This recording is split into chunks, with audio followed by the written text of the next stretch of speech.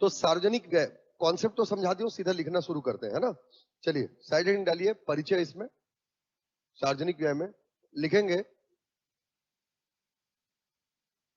सरकार द्वारा या सरकार को प्राप्त होने वाली आय सार्वजनिक आय है। The receipts of the government are public income. The receipts of the government are public income. सरकार को प्राप्त होने वाली आय सार्वजनिक आय है। ठीक, लिखेंगे जनता तक मेरिट वस्तु एवं सेवाओं की पहुंच, जनता तक मेरिट वस्तु एवं सेवाओं की पहुंच सुनिश्चित करने के लिए सरकार को इस आय की जरूरत होती है। The government needs the income to ensure the reach of merit goods and services to the people. जनता तक मेरिट वस्तु और सेवाओं की पहुंच सुनिश्चित करने के लिए सरकार को इसकी आवश्यकता होती है। ठीक, सरकार को इसकी आवश्यकता होगी।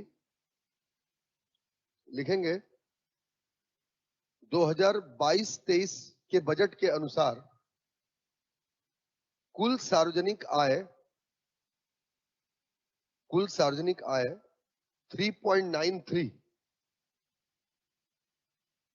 3.93 ट्रिलियन डॉलर है। ठीक है ना, कुल सार्वजनिक आय मतलब जितना व्यय उतना आय होगा, है ना। कुल सार्वजनिक आय 3.93 ट्रिलियन डॉलर है। ठीक, लिखेंगे अगला इसमें यह कर शुल्क, लिखेगा यह कर शुल्क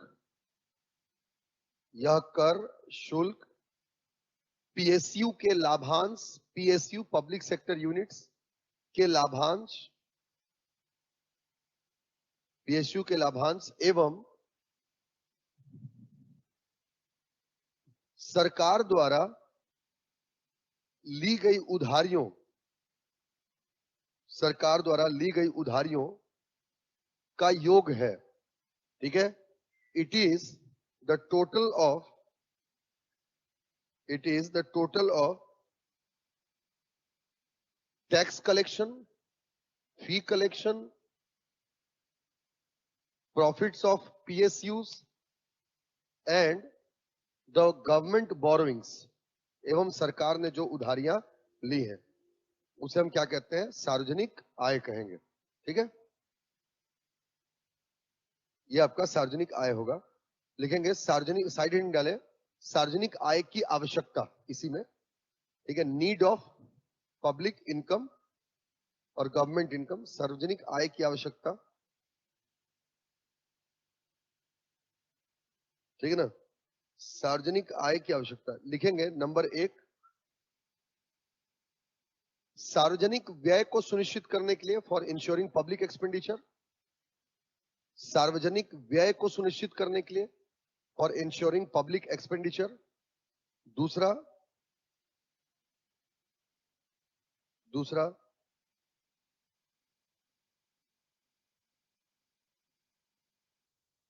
सार्वजनिक व्यय को सुनिश्चित करने के लिए। दूसरा, आर्थिक विकास के कार्यों के लिए, for the functions of economic development, आर्थिक विकास के कार्यों के लिए। ठीक, वैश्विक व्यापार के प्रायोजन के लिए, फॉर ग्लोबल ट्रेड। ठीक है, फॉर ग्लोबल ट्रेड, वैश्विक व्यापार के प्रायोजन के लिए। ठीक, सरकार की देयताओं को पूर्ण करने के लिए,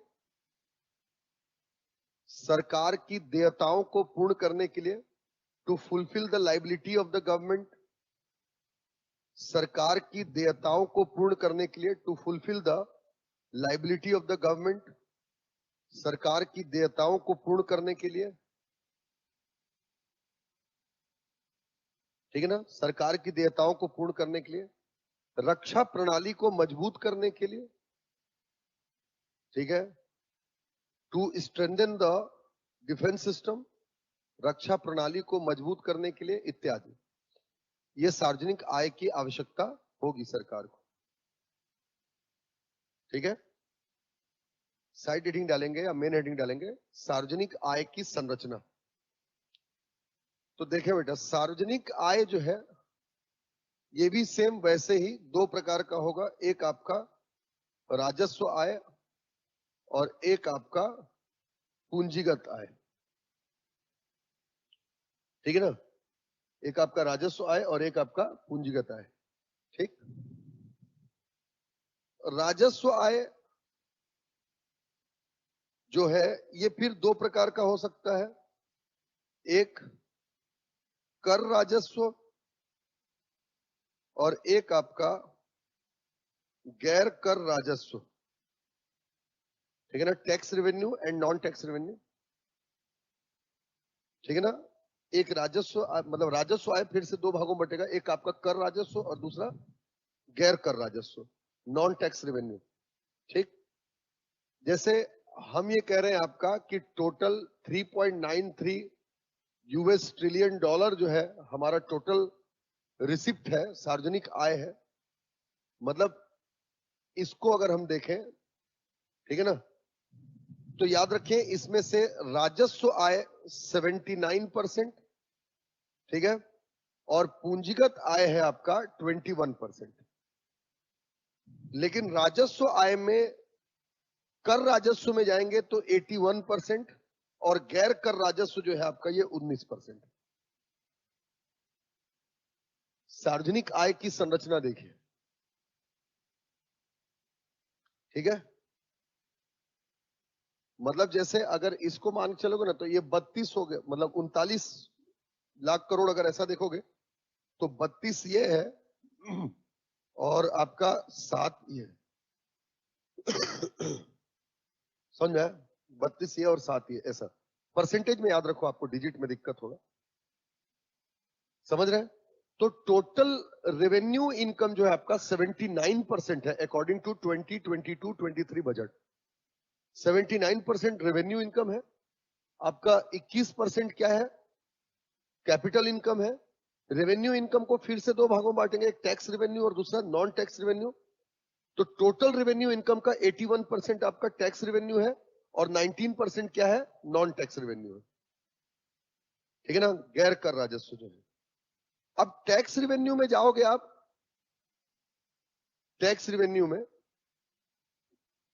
मतलब टैक्स में जब प्रॉफिट को आप देखने जाओगे तो सबसे बड़ा प्रॉफिट है आपका जीएसटी 17%। ठीक है ना, जीएसटी सॉरी 16% है ना, 16% जीएसटी।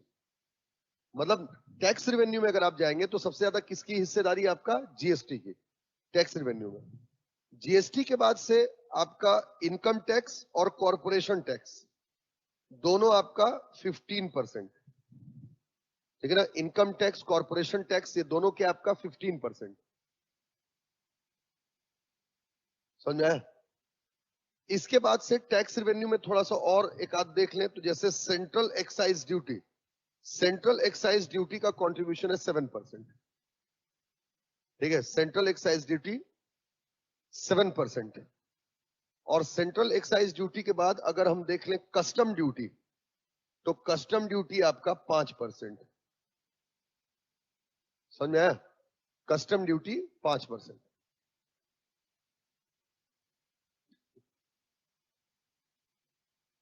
समझ में आया? समझ में? तो ये आपका टैक्स रेवेन्यू है। ठीक, समझ में आया?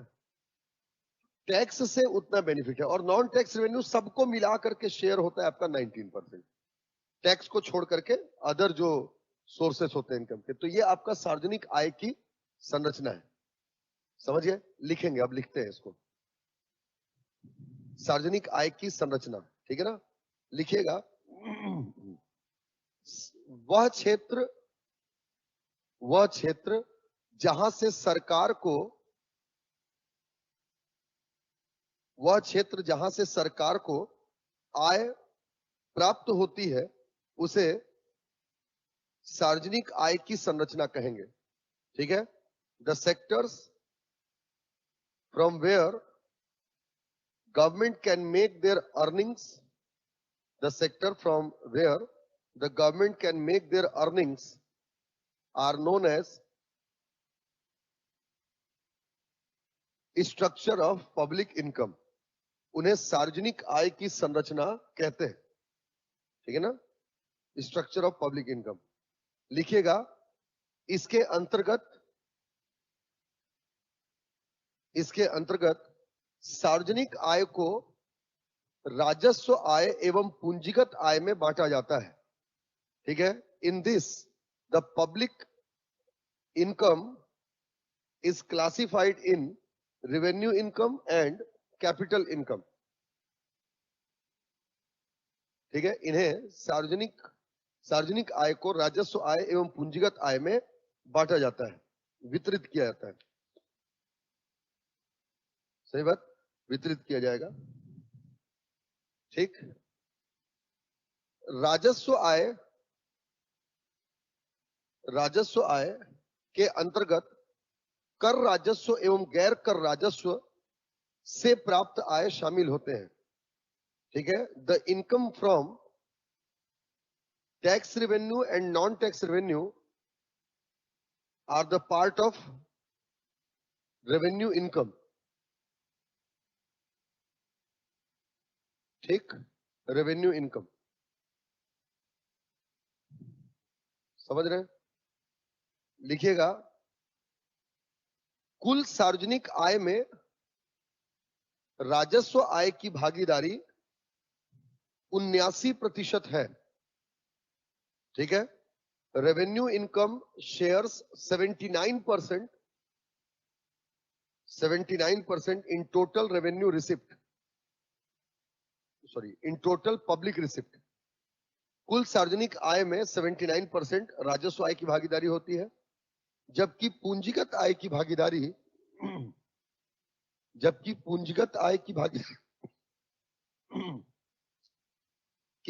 21% है, 21%। ठीक है, पूंजीगत आय की भागीदारी 21% है, 21%। समझिए, आया? चलिए अब साइड हेडिंग डालिए, राजस्व आय। राजस्व आय, रेवेन्यू इनकम।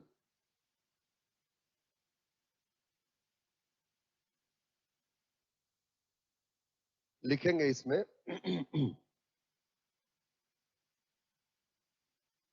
लिखो। ठीक, लिखेंगे, सरकार की विशुद्ध कमाई को राजस्व आय कहा जाता है। The net income of the government is known as revenue income. सरकार की विशुद्ध आय को राजस्व आय कहा जाता है। सेकंड पॉइंट लिखेगा, इस पर किसी भी प्रकार की देयताएं सरकार की नहीं होती। ठीक है, इस पर किसी भी प्रकार की देयताएं सरकार पर नहीं होती।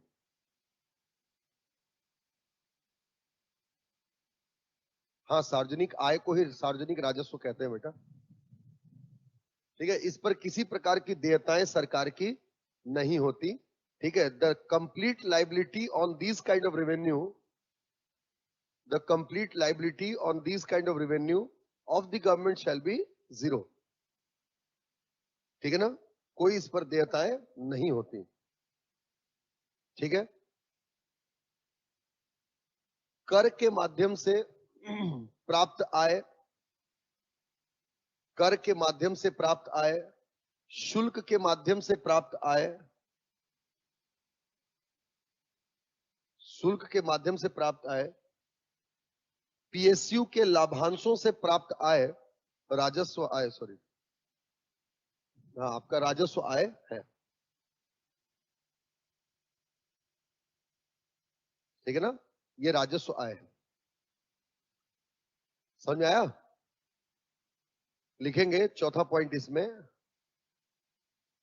2022-23 के बजट के अनुसार राजस्व आय की भागीदारी कुल आय में 79% है।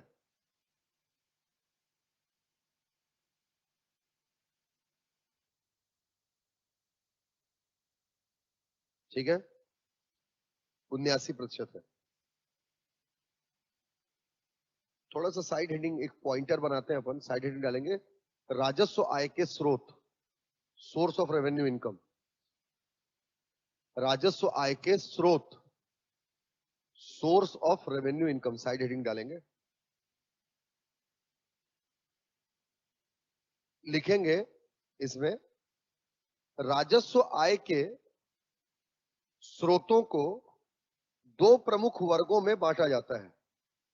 ठीक है, the source of the revenue income can be classified, the source of the revenue income can be classified in two types which are as follows, जो कि निम्नलिखित है। एक लिखेंगे कर स्रोत, सोर्सेस ऑफ टैक्स, कर स्रोत, और दूसरा गैर कर स्रोत। ठीक है, कर स्रोत यानी कर राजस्व, और गैर कर स्रोत यानी नॉन टैक्स रेवेन्यू। लिखेंगे सरकार द्वारा वसूले गए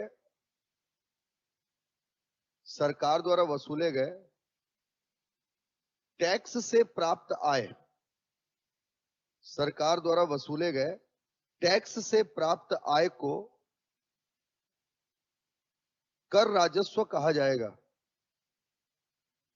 ठीक है, the revenue obtained through the levy of various taxes, known as tax revenue. It shares 81% in total revenue income. कुल राजस्व आय में इसकी भागीदारी 81% है। ठीक है, कुल राजस्व आय में इसकी भागीदारी 81% है। ठीक, जबकि करों को छोड़कर अन्य स्रोतों जैसे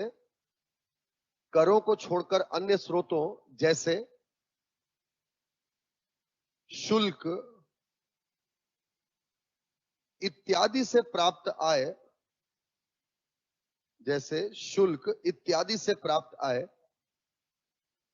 गैर कर राजस्व है, पूर्ण विराम, जिसका कुल राजस्व आय में हिस्सा 81% है, which shares 19% है, which shares 19% in total revenue income। ठीक है ना, जिसका कुल राजस्व आय में हिस्सा कितना है? 19% है। समझ में आया समझ में? अगला लिखे इसी में, कर राजस्व की वसूली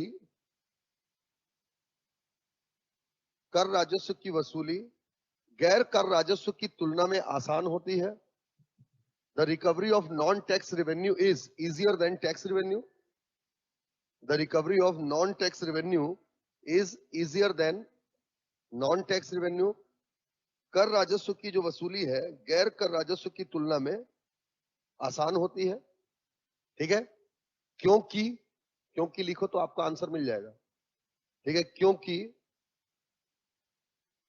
क्योंकि करों को वसूलने के बदले सरकार जनता को किसी भी प्रकार की सुविधा देने के लिए बाध्य नहीं होती। Because to recover the taxes government is not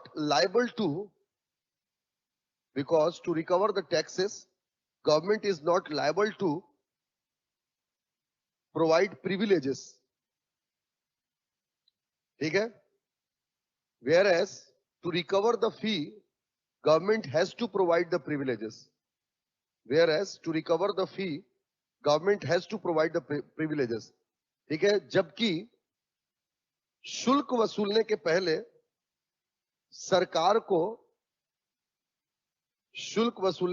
सरकार को जनता को सुविधाएं देना आवश्यक होता है। ठीक है, सुविधाएं देना आवश्यक होता है। ठीक है, इसलिए अगला पॉइंट लिखिएगा, इस प्रकार कर राजस्व आय के वृहद स्रोत है एवं महत्वपूर्ण स्रोत है।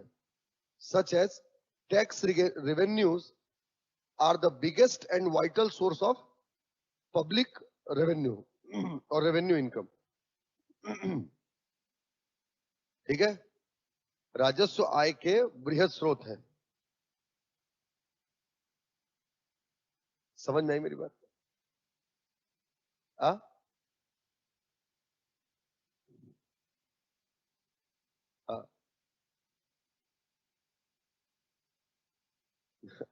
आपको सुविधा देने के लिए बाध्य नहीं। मेरे से टैक्स ली ना तो मुझे ही सुविधा दे बाध्य नहीं। भाई मैं मान लो कि मैं 30% के स्लैब में हूं, मेरे से सरकार ने टैक्स वसूल लिया, 1 करोड़ कमाया तो 30 लाख टैक्स वसूल लिया, तो 30 लाख अगर टैक्स वसूल लिया, जरूरी नहीं कि 30 लाख की सुविधा मुझे ही दे। वो सुविधा किसको देगी? वो गरीबों को देगी। मतलब जिससे टैक्स वसूल रहे हैं उससे सुविधा नहीं दे रहे। मतलब सरकार को कुछ खर्च नहीं करना है टैक्स लेने के पहले, लेकिन अगर आपसे फी ले रही है, फी, तो सरकार को पे करना पड़ेगा। मैं बताता हूं, मैं उसी लिए टॉपिक पर आ रहा हूं भैया। टैक्स हुआ ना इजियर, भाई tax revenue is easier than non tax revenue. अब इजियर यहां पर कहने का मतलब क्या है? कुछ भी वसूलना आसान नहीं होता, लेकिन इजी क्या है? सरकार को कुछ खर्च नहीं करना पड़ रहा। समझ रहे मेरी बात को? सरकार को कुछ खर्च नहीं करना पड़ रहा है टैक्स वसूलने के पहले, लेकिन फी वसूलने के पहले खर्च करना पड़ता है। वो तो पेनाल्टी है। हाँ, नॉन टैक्स में आएगा, पेनाल्टी है वो सब। समझ में आई मेरी बात? तो ये होता है, मतलब मैंने सोर्स बताया। इसको इसलिए बताया क्योंकि अब एक नए टॉपिक पर मूव करना है, क्योंकि tax revenue is the biggest source of the what? Revenue expenditure, sorry revenue income. राजस्व आय का सबसे बड़ा हिस्सा है ना, इसलिए राजस्व आय का सबसे बड़ा हिस्सा कर है, तो कर पर थोड़ा सा हमको ध्यान देना पड़ेगा। हेडिंग डालिए, टैक्सेशन, कर। ठीक है, टैक्सेशन या कर। ठीक है, डाले heading taxation. Taxation side heading डालिए परिचय, इंट्रोडक्शन। अच्छा सुनो बेटा, इधर इसको हम लिखाना शुरू करें, आपको पहले आप समझाते हैं। टैक्सेशन बेसिकली क्या है? कर, टैक्स और आपका फी, ये दो बेसिक फिनोमिना है जो इसको यूज किया जाता है वसूलने के लिए। सरकार कहीं पर टैक्स लगाएगी, कहीं पर फी लगाएगी। तो टैक्स और फी बेसिक डिफरेंस क्या है? टैक्स कंपलसरी होता है, यू हैव टू पे। फी डिस्क्रेशनरी होता है, आपकी इच्छा पर आधारित, पे करना है करोगे, नहीं करना नहीं करोगे। लेकिन क्यों? टैक्स जब आपसे सरकार वसूलती है तो सरकार आपको कोई सुविधाओं को देने के लिए नहीं वसूलती। टैक्स इज जस्ट कलेक्टेड और रिकवर्ड फॉर पब्लिक एक्सपेंडिचर, जनता तक मेरिट वस्तु और सेवाएं पहुंचाने के लिए। अब जनता जिसको आवश्यकता होगी उस तक पहुंचाने के लिए, आपको पर्टिकुलर देने के लिए नहीं। तो टैक्स जब सरकार आपसे वसूलती है तो आपको सुविधा देने के लिए बाध्य नहीं होती, सेकंड। लेकिन शुल्क क्या होता है? The amount recovered against the privileges provided. आपको दी गई सुविधाओं के एवज में सरकार जो पैसे ले रही है वो शुल्क है। सुलभ में जा रहे हो, 2 रुपये दे रहे हो शौचालय, तो क्या है वो? शुल्क है। ठीक। आप किसी बड़े जगह पर पार्किंग में जाकर के पैसा दे रहे हो, वो क्या है? शुल्क है, फी है। आपको पार्किंग स्लॉट दिया गया, उसके बदले में पैसा लिया जा रहा है। समझोगे मेरी बात को? तो ये शुल्क होता है। गवर्नमेंट जब भी आपसे शुल्क लेगी, तो आपसे शुल्क लेना है मतलब पहले सुविधा देनी पड़ेगी, मतलब सरकार को पहले खर्च करना पड़ेगा। तो पहले तो सरकार के पास इतना पैसा हो कि वो खर्च करे, आपको सुविधा दे, तब जाके आपसे शुल्क वसूले। तो इजी क्या है? टैक्स वसूल लेना। तो ये कर और शुल्क में बेसिक डिफरेंस होता है। कर एक अनिवार्य भुगतान है, शुल्क एक ऐच्छिक भुगतान है। समझ रहे हैं? कर सार्वजनिक व्यय के लिए वसूला जाता है, शुल्क जनता को दी जाने वाली सुविधाओं के एवज में वसूला जाता है। समझ रहे हैं? कर से प्राप्त आय कर राजस्व है, शुल्क से प्राप्त आय गैर कर राजस्व है। समझ रहे हैं? कर वसूलने के लिए सरकार को किसी प्रकार के भुगतान करने की जरूरत नहीं है, लेकिन शुल्क वसूलने के लिए सरकार को पहले भुगतान करना पड़ेगा, अधोसंरचना बनाना पड़ेगा, इंफ्रास्ट्रक्चर। तो कर और शुल्क में अगर अंतर पूछे तो बना लोगे? ठीक। तो ये बेसिक डिफरेंस होता है टैक्सेशन और फी में। समझ में आया कि नहीं है? तो इसलिए हमने उस लाइन में लिखा था कि फी जो है वो फिजिबल नहीं है, क्योंकि गवर्नमेंट को पहले एक्सपेंड करना पड़ता है। जो टैक्सेशन है वो गवर्नमेंट के लिए फिजिबल है, क्योंकि मैंडेटरी है, आपको देना ही पड़ेगा। कानून का डर तो होगा ही ना, आपको देना ही पड़ेगा। समझ में आई मेरी बात? ठीक। इसी टैक्स को हम पढ़ने जा रहे हैं, टैक्सेशन को। थोड़ा मोटी मोटी बातें इसमें अपन देखते हैं, ठीक है? चलो, तो परिचय अब इसका लिखना शुरू करेंगे, टैक्सेशन को लेकर के। लिखें, लिखेंगे कर, यह एक अनिवार्य भुगतान है, it is a mandatory payment और कंपलसरी पेमेंट। यह एक अनिवार्य भुगतान है, पूर्ण विराम। इसे वसूल करने के पहले, इसे वसूल करने के पहले सरकार किसी प्रकार की सुविधा देने के लिए बाध्य नहीं होती। इसे वसूल करने के पहले सरकार किसी प्रकार की सुविधा देने के लिए बाध्य नहीं होती। Government providing privileges are not mandatory for the government, for recovery of taxes. ठीक है? नेक्स्ट लिखेंगे, taxes are the biggest source of the revenue income. कर राजस्व आय का सबसे बृहद स्रोत है। Taxes are the biggest source of the revenue income. कर राजस्व आय का सबसे बृहद स्रोत है।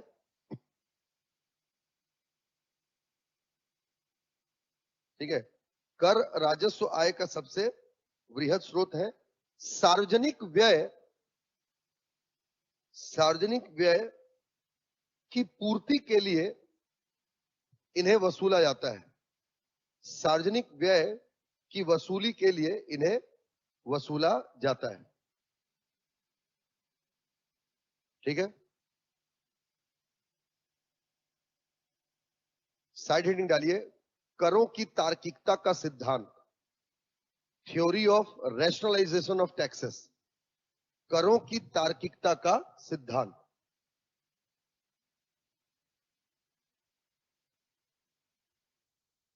ठीक है? करों की तार्किकता का सिद्धांत, rationalization theory of taxes, rationalization theory of taxes. ठीक है ना? लिखेंगे इसमें,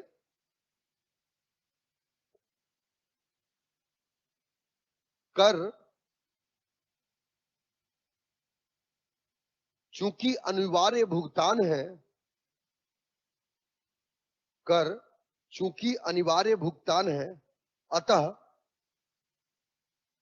कर चूंकि एक अनिवार्य भुगतान है, अतः छोड़ करके, जिसके एवज में, अतः मत लिखिएगा, जिसके एवज में सरकार सुविधाएं भी देने के लिए बाध्य नहीं है, इसीलिए करों को त्याग की संज्ञा दी गई है। ठीक है, tax are the compulsory payment, tax are the compulsory payment without any privileges, without any privileges, such as tax are considered as a kind of sacrifice. इसलिए करों को त्याग की संज्ञा दी जाती है। ठीक, अगला लिखिएगा, प्रत्येक त्याग की एक सीमा होती है। Every sacrifice has its own limit. प्रत्येक त्याग की एक सीमा होती है।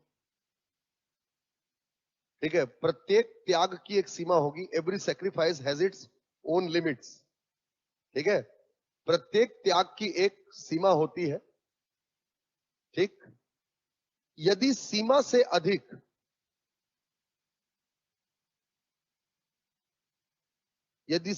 अधिक त्याग करवाया जाए, ब्रैकेट में लिख लीजिएगा, कर वसूला जाए। ठीक है, if the tax recovery is more than a limit, if the tax recovery is more than a limit, यदि त्याग एक सीमा से ज्यादा करवाया जाए या ज्यादा टैक्स वसूला जाए, तो लोग कर अदा करने से बचेंगे, तो लोग कर अदा करने से बचने की कोशिश करते हैं। Then people will try to exempt the taxes, then people will try to exempt the taxes, अर्थात लोग कर वंचना एवं कर चोरी करने लगते हैं। लोग कर वंचना एवं कर चोरी करने लगते हैं।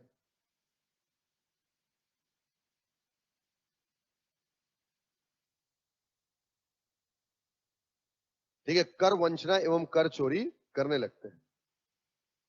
ठीक है, इसी में साइड में डालिए, तो कर वंचना, टैक्स एक्सम्पशन, मतलब ऐसे लिख लो, ऐसे दो लाइन, एक बीच लाइन खींचकर, एक तरफ कर वंचना, एक कर चोरी, उसी में नीचे एक तरफ कर वंचना और एक तरफ कर चोरी। कर वंचना टैक्स एक्सम्पशन, कर चोरी tax aviation, tax evasion, sorry, tax evasion, EVISION, tax evasion.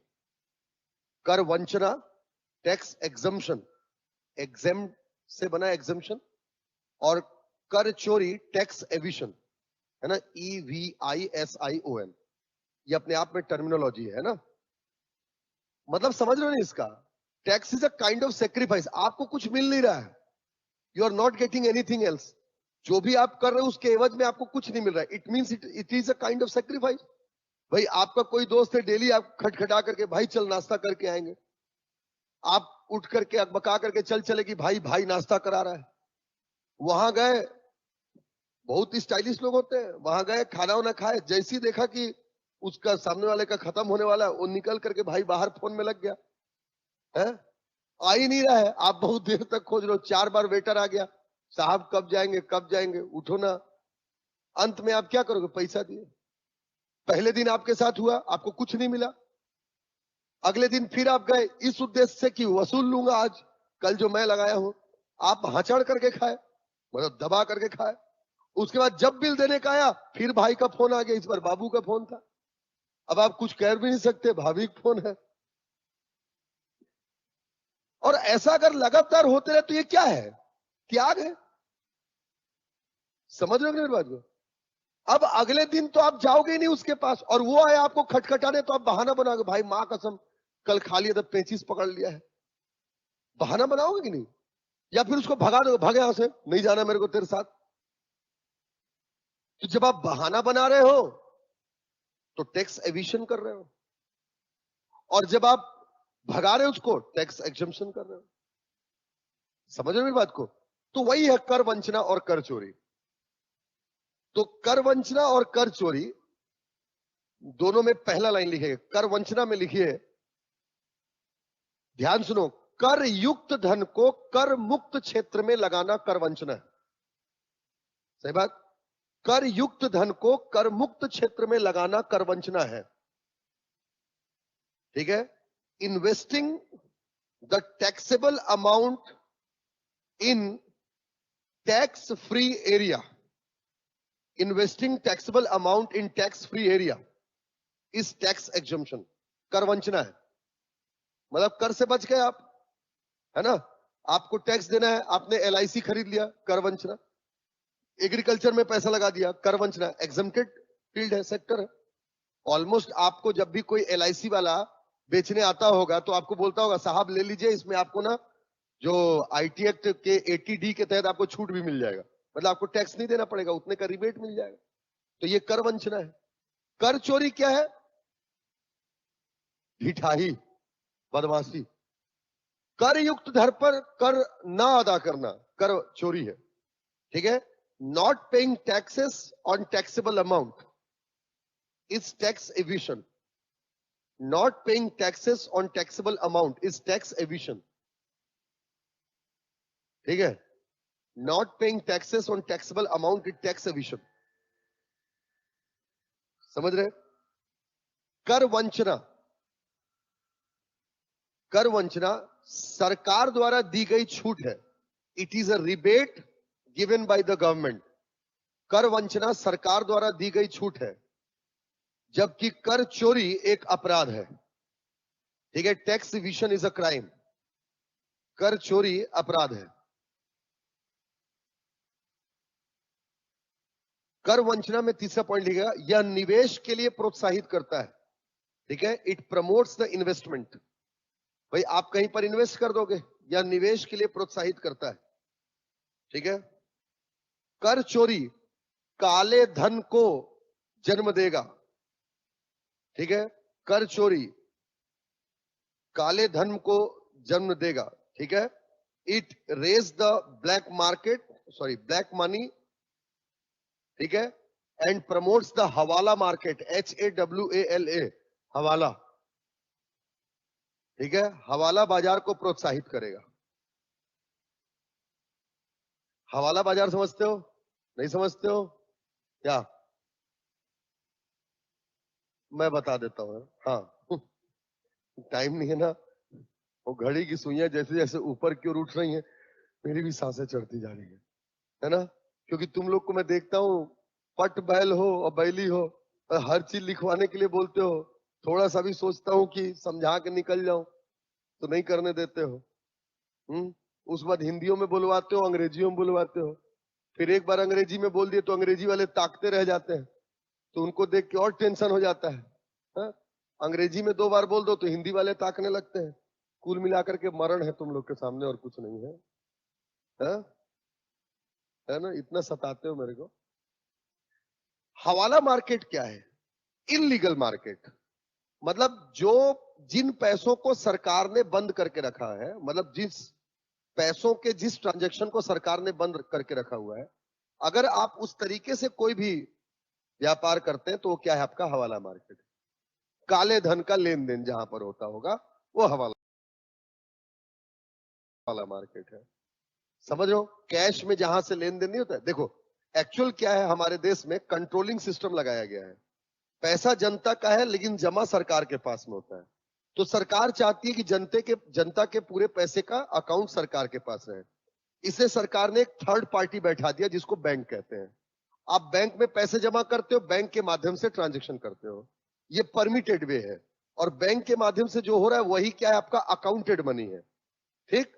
अब अगर आप कोई ट्रांजेक्शन पीयर टू पीयर कर लेते हो, 2 लोग आपस में अगर ट्रांजेक्शन आप कर ले रहे हो जिसका कोई लेखा जोखा नहीं है, वो सब क्या है? आपका हवाला मार्केट। तो हवाला बेसिकली इलीगल मार्केट को कहा जाता है, समझ गए मेरी बात को? भाई जैसे मैंने आपको शुरू में बताया था कि परिवर्तनीयता लागू नहीं है हमारे यहां, पूर्ण परिवर्तनीयता लागू नहीं है।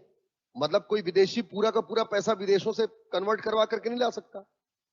तो अगर वो पूरा का पूरा पैसा कन्वर्ट करा करके लाता है, हवाला है वो, जहां से करवा रहा है। हवाला मींस इलीगल, समझ गए? तो ये कर वंचना और कर चोरी होती है। इसलिए अब अगला लाइन लिखिएगा इसमें। शुरू से अपन जो लिखते आ रहे हैं ना तार्किकता के सिद्धांत में, उसमें वहां तक पहुंचे कर वंचना कर चोरी करते हैं लोग। तो हमने कर वंचना कर चोरी को देख लिया, उसको एक बॉक्स में डाल दो। और ठीक उसके पहले जो पॉइंट था, कौन सा पॉइंट था? सेकंड पॉइंट था, तो थर्ड पॉइंट से लिखना शुरू कर दो। नहीं समझे मैं क्या बोला? कौन सा पॉइंट है? चौथा है, जिसके में जो वाला पॉइंट हो।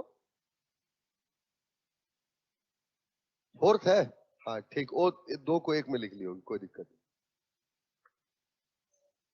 ठीक है, चलो उसके आगे लिखना है, मतलब लिखिएगा, कर वंचना एवं कर चोरी की समस्या को रोकने के लिए ही या देखते हुए ही, कर वंचना एवं कर चोरी की समस्या को देखते हुए ही लेफर नामक अर्थशास्त्री ने, लेफर LAFFER, ठीक है, ल में ए की मात्रा ले, फ र, ठीक है, लेफर नामक अर्थशास्त्री ने, लेफर नामक अर्थशास्त्री ने करों की तार्किकता का सिद्धांत दिया। Such as the renowned economist Laffer has given the rationalization theory of the taxation. इन्होंने करों की तार्किकता का सिद्धांत दिया। ठीक है, करों की तार्किकता का सिद्धांत दिया। ठीक है, अब लिखिएगा, यह सिद्धांत क्या कहता है? करों की तार्किकता का सिद्धांत इन्होंने लिखा, मतलब सिद्धांत क्या कहता है, साइड हेडिंग डालने सिद्धांत, और उसमें थोड़ा बोल्ड लेटर्स में लिखिएगा, लेफर के अनुसार, लेफर के अनुसार जब कोई राष्ट्र, लेफर के अनुसार जब कोई राष्ट्र एक निश्चित सीमा तक करों को बढ़ाता है तो कर की वसूली में या कर राजस्व में वृद्धि होती है। ठीक है, if any state, state means government ना, if any state increase the tax rate up to a threshold limit, the tax collection shall be increased. The tax collection shall be increased. मतलब एक सीमा तक बढ़ाए तो कर राजस्व में वृद्धि होती है, लेकिन यदि उस सीमा के बाद भी बढ़ाती रहे, लेकिन उस सीमा के बाद भी बढ़ाती रहे तो कर राजस्व में कमी आने लगती है। ठीक है, and even after the limit, and even after the threshold limit, if state increase the tax rate, it declines the tax collection. Increase the tax rate, it declines the tax collection. ठीक है, इस सीमा के बाद भी अगर बढ़ाते रहा जाए तो टैक्स कलेक्शन में क्या होने लगती है? कमी आने लगती है, मतलब कर राजस्व घटने लगता है। ठीक है, यही करों की तार्किकता का सिद्धांत है। This is the theory of rationalization, theory of taxes. ठीक है, इसे इन्होंने एक वक्र के सहायता से दर्शाया जिसे लेफर वक्र कहा जाता है। ठीक है, this theory can be, this theory has been revealed by a curve which is known as Laffer curve. करों की तार्किकता के सिद्धांत को समझाने के लिए लेफर वक्र खींचा जाता है। ठीक है ना, करों की तार्किकता के सिद्धांत के लिए लेफर वक्र जो है वो खींचा जाएगा। इनके अनुसार अगर आय बढ़ रही है, ये मान लीजिए पॉइंट है, अगर आय बढ़ रही है तो कर राजस्व भी क्या होगा? बढ़ेगा। लेकिन अगर मान लेते हैं ये थ्रेशोल्ड लिमिट है, अगर इसके बाद भी अगर कोई देश आय को बढ़ाते जाए तो धीरे धीरे धीरे धीरे आय क्या होगा? घटने लगेगा। इसी कर्व को लेफर कर्व कहते हैं, LAFFER, लेफर कर्व। ठीक है, इसी कर्व को लेफर कर्व या लेफर वक्र कहा जाता है। समझ में आया? मतलब यहां तक बढ़ाए तो बढ़ा, और यहां से भी आगे बढ़ाने लगे तो लोग फिर क्या करने लगेंगे, टैक्स देने से बचेंगे। यानी ये वाले सेक्शन में लोग क्या कर रहे हैं, या तो कर वंचना कर रहे हैं या कर की चोरी कर रहे हैं। इसे करों की तार्किकता का सिद्धांत कहा जाता है। हाँ तो ठीक है ना, कोई दिक्कत नहीं है। लीगलाइज अबाउट टैक्स कलेक्शन तो छूट रहा है ना सरकार से। इन्वेस्टमेंट को प्रमोट करने के लिए लोग तो देंगे ही नहीं, तो किसी तरीके से उनको इन्वेस्टमेंट के लिए प्रमोट करो, इसलिए कर वंचना है। लेकिन वो सरकार को सीधे तो नहीं मिलेगा ना, समझ लो नहीं मेरी बात को। ये कर वंचना और कर की चोरी है, मतलब इस तरीके से तार्किकता का सिद्धांत होता है। इसके बाद नीचे लिखिएगा, इस प्रकार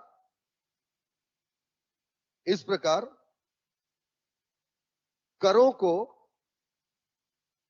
या करों की दर में वृद्धि एक निश्चित सीमा तक ही होनी चाहिए।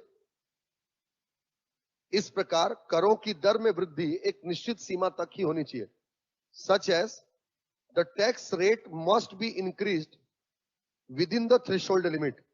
इस प्रकार करों में वृद्धि एक निश्चित सीमा तक होनी चाहिए, ठीक है ना। Such as the tax rate must be increased with in the threshold limit. ये करों की तार्किकता का सिद्धांत है, समझ बात। अब मेन हेडिंग डालिए, कर प्रणाली, टैक्सेशन सिस्टम।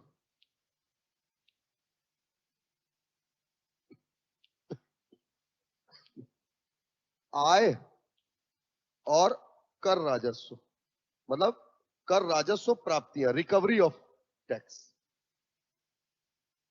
ठीक है। आय और कर राजस्व बीच में, भाई कर आप बढ़ाते जा रहे हो, आय भी क्या हो रही है, मतलब आय बढ़ रही है, कर बढ़ रहे हैं, और एक सीमा तक आप कर बढ़ाते गए तो आपका कर राजस्व क्या है, बढ़ते जा रहा है। यहां पर ना ये ऐसा लिखो आप तो आपको ज्यादा समझ में आएगा, राजस्व प्राप्ति, ठीक है ना, और ये आपका कर की दर, ऐसा तो आपको समझ में आएगा।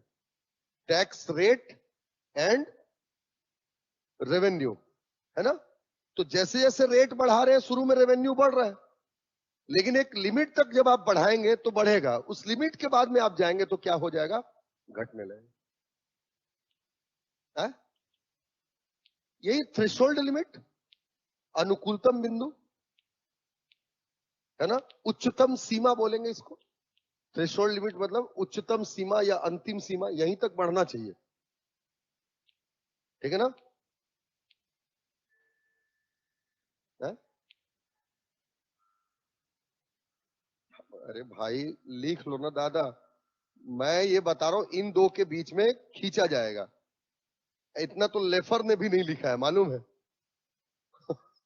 मतलब लेफर ने भी नहीं लिखा है, ठीक, मैं लिख दिया तो तुम लोग इधर लिखो उधर लिखो, लिख लो ना भाई। वैसे किसी भी एक्सिस में लिखोगे तो कोई फर्क नहीं पड़ेगा उससे, ठीक है, लिख लो ऐसे लिख लो, समझ गए। लेफर करो में लेकिन ऐसा कहीं लिखा हुआ नहीं है, ठीक है। आपने मुझसे कहा मैंने बता दिया, तो ऊपर लिखो नीचे लिखो बोलते ससुर। तो आदमी को ज्यादा ना ज्ञान नहीं देना चाहिए, तो ज्ञान का ना सामने वाले पर भी उपयोग करने लगता है, सच्ची। तो आया समझ में, है समझ में आया माताओं, हाँ माताएं, ठीक है। तो ये इस तरीके से आपका करों की तार्किकता का सिद्धांत है। हेडिंग डाले, कर प्रणाली,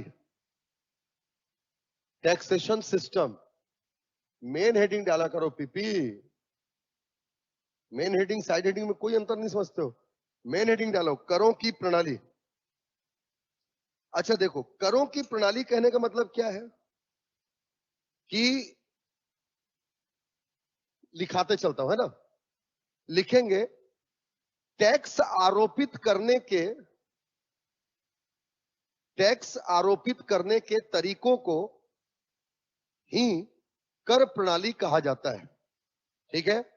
the way of levy of taxes are taxation system, the way of levy of taxes are taxation system. विश्व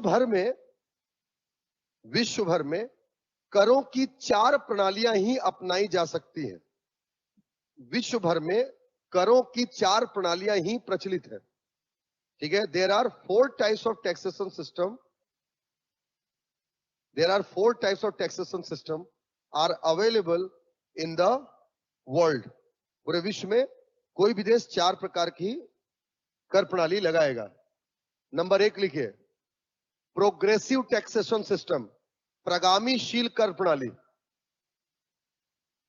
प्रगामीशील कर प्रणाली। दूसरा लिखेगा regressive taxation system, regressive taxation system. प्रतिगामी, प्रतिगामी कर प्रणाली, रिग्रेसिव।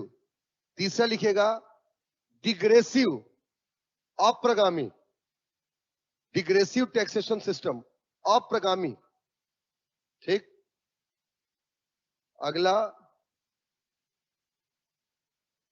प्रोपोर्शनेट टैक्सेशन सिस्टम, आनुपातिक कर प्रणाली। 4 बता दिया ना, प्रोग्रेसिव, रिग्रेसिव, डिग्रेसिव और प्रोपोर्शनेट। इधर देखो, देखो एक बार में खत्म, ठीक है। और लिखोगे आप अपने मन से इसको, हाँ। इधर देखो, इधर देखो, इधर प्रोग्रेसिव, ठीक, रिग्रेसिव, प्रोपोर्शनेट और डिग्रेसिव।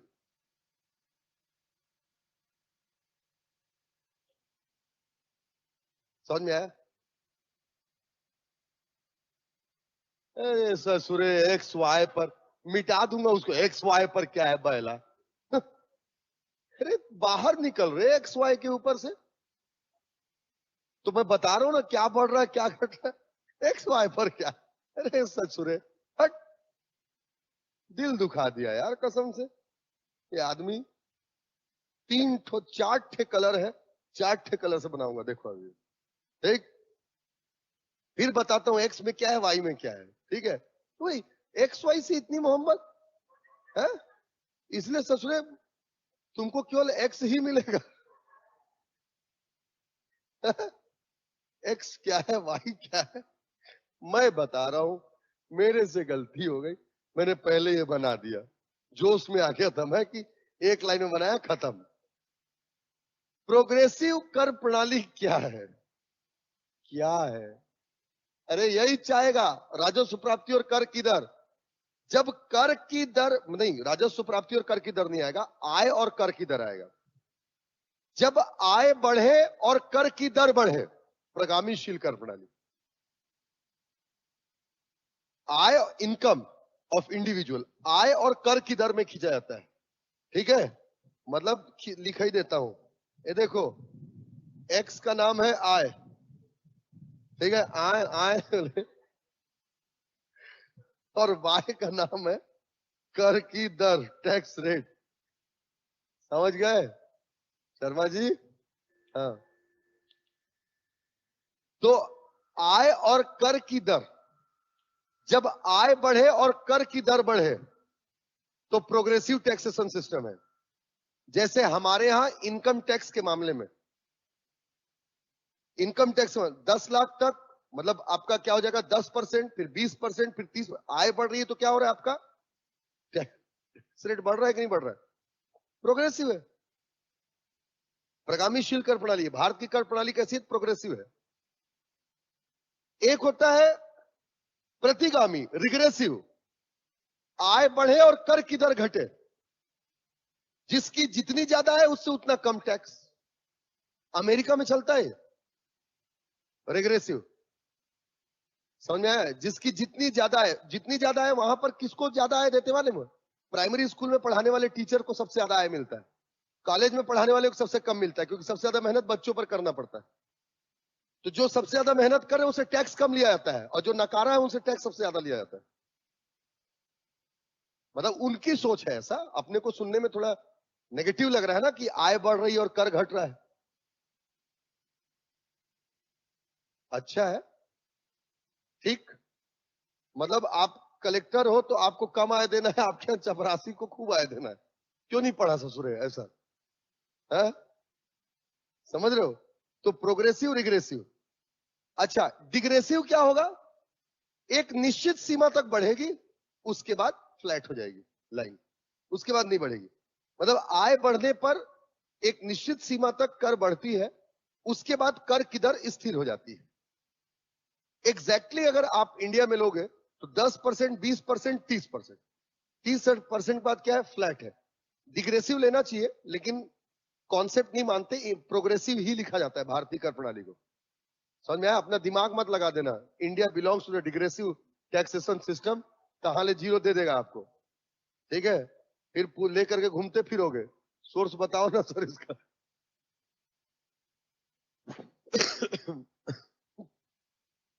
समझ में आया? तो ये आपका प्रोग्रेसिव, रिग्रेसिव, डिग्रेसिव, और एक होता है प्रोपोर्शनेट।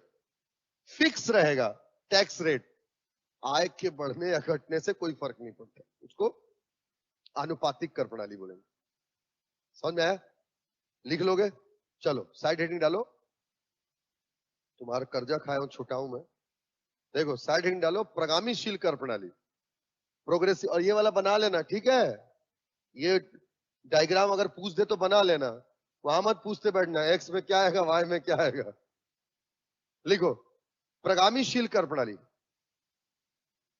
लिखिएगा जब आय में वृद्धि के साथ साथ, ठीक है, प्रगामीशील कर प्रणाली, प्रोग्रेसिव टैक्सेशन सिस्टम, यदि आय में वृद्धि होने पर कर की दर में वृद्धि हो तो इसे प्रगामीशील कर प्रणाली बोलेंगे। If tax rate increased when income increased, ठीक है, if tax rate increased when income increased, known as progressive taxation system, प्रगामीशील कर प्रणाली बोलेंगे। ठीक है, तो ये आपका प्रगामीशील कर प्रणाली, प्रोग्रेसिव। नेक्स्ट पॉइंट लिखिएगा, भारत में प्रगामीशील कर प्रणाली को ही अपनाया गया है। India belongs to the progressive taxation system. Bharat में प्रगामीशील कर प्रणाली को ही अपनाया गया है। India belongs to the progressive taxation system, प्रगामीशील कर प्रणाली को ही अपनाया गया है। ठीक, दूसरा देखिएगा, साइड हेडिंग डाले प्रतिगामी, प्रतिगामी कर प्रणाली, regressive, REGR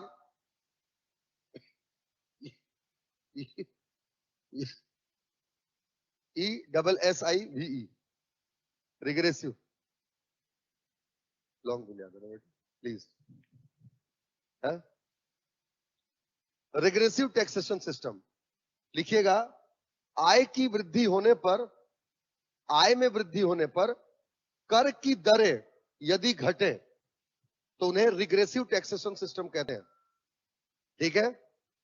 if tax rates decreased when the income increased, known as regressive taxation system.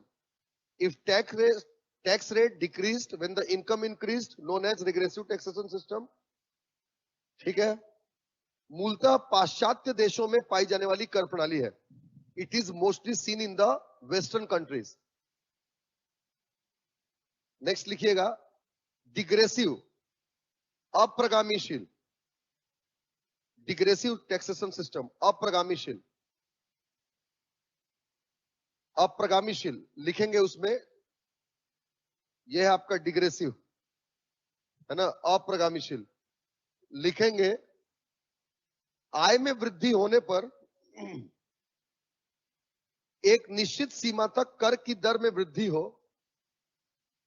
आय में वृद्धि होने पर एक निश्चित सीमा तक कर की दर में वृद्धि हो, उसके पश्चात कर की दर स्थिर हो जाए तो उसे अप्रगामीशील कर प्रणाली बोलेंगे।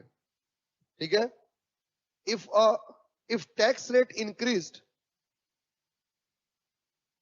when income increased, if tax rate increased when the income increased up to a threshold limit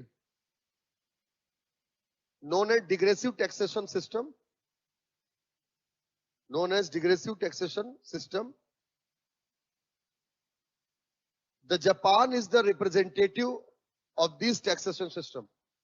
Japan में यह प्रणाली प्रचलित है. ठीक. नेक्स्ट लिखेंगे इसमें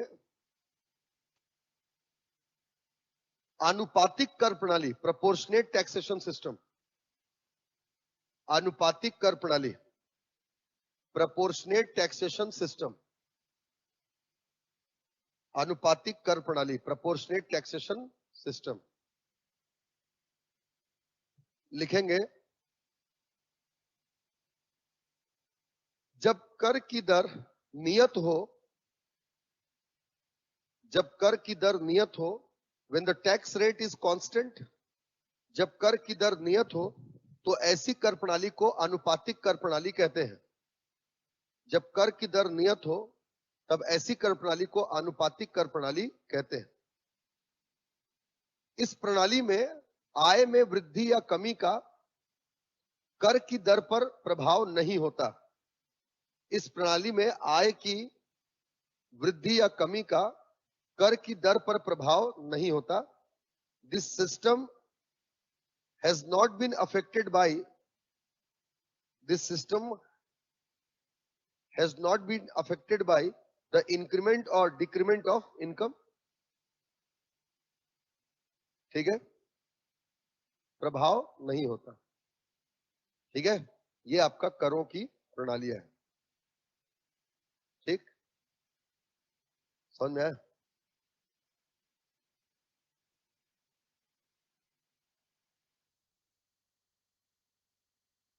और हेडिंग डालो बेटा, इसमें हेडिंग डालेंगे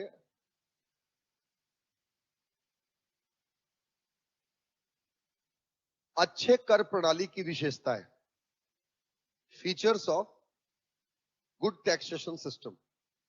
मतलब किसी अच्छा कर प्रणाली या किस देश की कर प्रणाली को या कौन सी कर प्रणाली को अच्छा कहा जाएगा, क्या खास बातें होनी चाहिए किसी भी देश की कर प्रणाली में तो उसको अच्छा.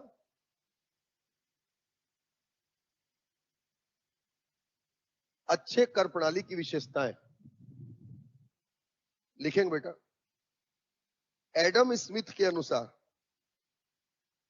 अकॉर्डिंग टू एडम स्मिथ, अच्छे कर प्रणाली की विशेषताएं क्या होनी चाहिए. मतलब एक अच्छी कर प्रणाली किसको कहेंगे आप, ठीक है ना, उसके बारे में है. Features of a good taxation system. एक अच्छी कर प्रणाली में 6 विशेषताएं होनी चाहिए. ठीक है, एक अच्छी कर प्रणाली में 6 विशेषताएं होनी चाहिए.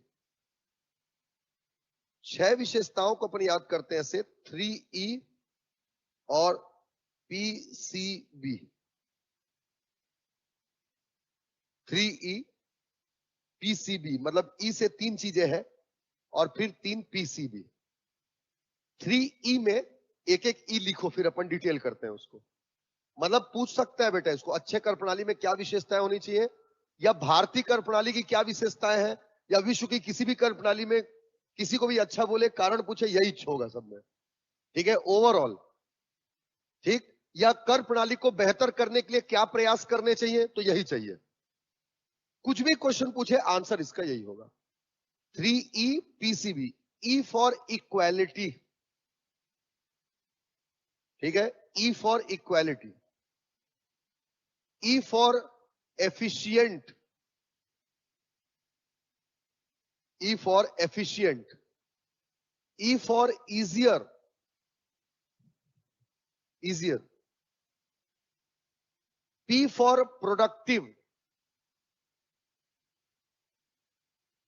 Productive. C for convenient. And B for buoyancy. ठीक है, बी फॉर बायंसी. हिंदी में उत्प्लावकता बोलते हैं. ठीक है ना, बायंसी. ठीक है ना, समझ बात. तो ये 6 जो है इसमें विशेषता होनी चाहिए किसी भी कर प्रणाली में. अगर ये 6 बातें हैं तो सबसे बेहतरीन कर प्रणाली. ठीक है ना। अब एक एक लाइन इसको डील करते चलते हैं ताकि आपको समझ में आ जाए। साइड हेडिंग डालिए इक्वालिटी, ठीक है, इक्वालिटी। क्रय सॉरी कर का आरोपण समता के सिद्धांत के आधारित होना चाहिए, ठीक है। कर आरोपण समता के सिद्धांत पर आधारित होना चाहिए, ठीक है। Taxation must be based on the theory of equality, समता के सिद्धांत पर आधारित होना चाहिए, ठीक है। समता के सिद्धांत पर, समता का सिद्धांत समझ गए क्या?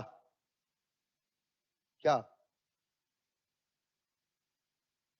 नहीं, समता के सिद्धांत पर, समता का सिद्धांत कहां मिलता है अपने को? समानता का सिद्धांत आर्टिकल 55 सॉरी आर्टिकल 15 कॉन्स्टिट्यूशन का समानता है ना। तो समानता में हम क्या समझते हैं? मतलब आर्टिकल 15 नहीं बोलना चाहिए, आर्टिकल 14 समानता का सिद्धांत होना चाहिए, विधि के समक्ष समानता। तो समानता क्या कहता है कि एक जैसे लोगों से एक जैसा काम होना चाहिए, मतलब सभी लोगों के साथ एक जैसा नहीं, एक जैसे लोगों से एक जैसा कानून होना चाहिए, व्यवहार होना चाहिए।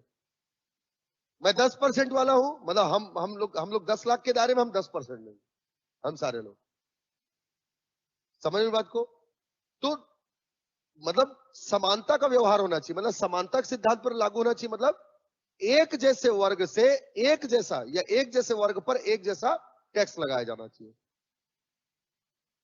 समझ रहे हो?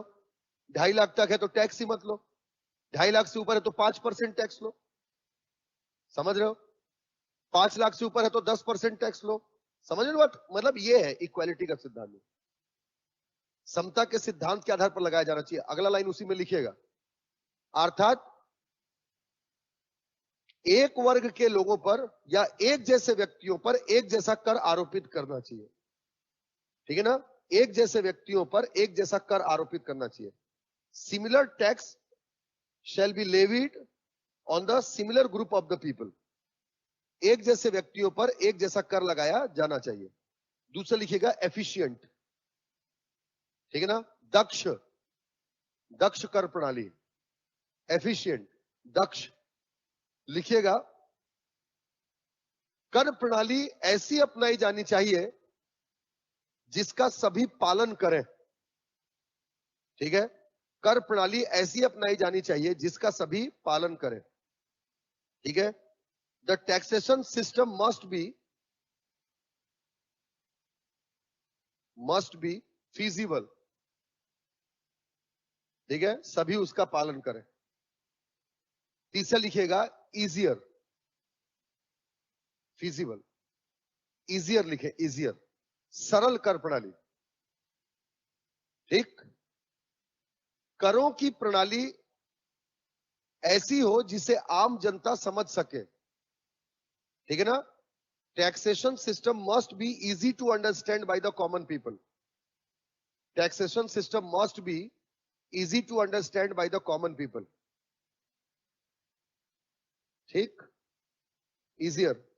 अगला क्या है? प्रोडक्टिव, उत्पादक, है ना। करारोपण उत्पादकता के आधार पर किया जाना चाहिए, ठीक है। According to productivity tax has to be levied, उत्पादकता मतलब धन कमाना, जो जितना कमा रहा है उससे उस प्रकार से टैक्स लिया जाए, ठीक है ना। करारोपण उत्पादकता के आधार पर किया जाना चाहिए। सी फॉर कन्वीनियंट, कर भुगतान के तरीके, कर भुगतान के तरीके आसान होने चाहिए, ठीक है। The payment, the payment of taxes, the payment system of taxes must be easier, कर भुगतान के तरीके आसान होने चाहिए, ठीक है। एंड बी बायंसी, बायंसी मतलब प्रगामीशील कर प्रणाली, ठीक है ना। करों में उत्प्लावकता के सिद्धांत का पालन होना चाहिए, करों में उत्प्लावकता के सिद्धांत का पालन होना चाहिए। The taxation must follow the buoyancy rule, the taxation must follow the buoyancy rule, which means अर्थात आय में वृद्धि होने पर कर की दरों में वृद्धि की जानी चाहिए। ठीक है, which means the taxation, the tax rate लिखेंगे, the tax rate must be increased when the income increased। उत्प्लावकता का मतलब क्या समझते हो? प्लावक का मतलब होता है तैरना, उत का मतलब होता है ऊपर, जो ऊपर तैरने लगे, उत्प्लावकता है। ऊपर तैरने लगे मतलब क्या? जब बहुत ज्यादा आ जाए। मतलब आपको ऐसा टैक्सेशन सिस्टम फॉलो करना चाहिए जिससे कर का राजस्व बढ़े, टैक्स कलेक्शन बढ़े। तो टैक्स कलेक्शन कब बढ़ेगा? जब आय बढ़ेगा और आप टैक्स लगा रहे हो, उसी को कर की उत्प्लावकता भी बोलते हैं। तो हो सकता है आपसे पूछ दे टैक्स बायंसी क्या है, तो आपको पता होना चाहिए कि ऐसी मतलब जब आय बढ़ने पर कर की दरों में वृद्धि की जाए जिससे कर की प्राप्तियों में वृद्धि हो, तो यही कर उत्प्लावकता है। Tax buoyancy means increment in collection of tax revenue. कर राजस्व का बढ़ना ही कर उत्प्लावकता है। और कर राजस्व कब बढ़ेगा?